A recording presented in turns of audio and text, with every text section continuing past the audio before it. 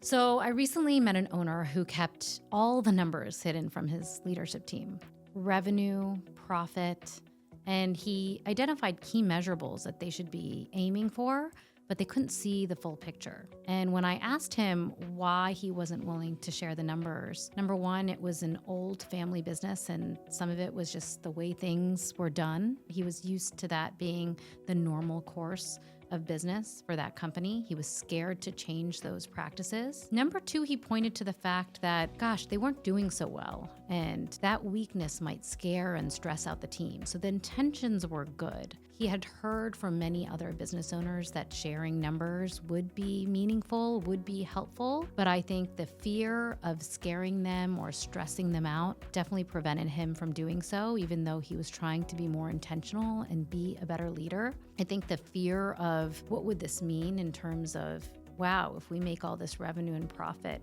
why aren't they paying me more, is always a concern for leaders as they think about sharing those numbers. And then we have to look at the flip side. What happens when we don't share those numbers, right? Those fears are real. I think business owners have worked in a certain way for a long time, but now it's been proven that when we can share transparently, not only revenue, but profit, but key measurables that the team should be driving for, at least at the leadership team level, it creates a sense of ownership. It creates a goal to aim towards.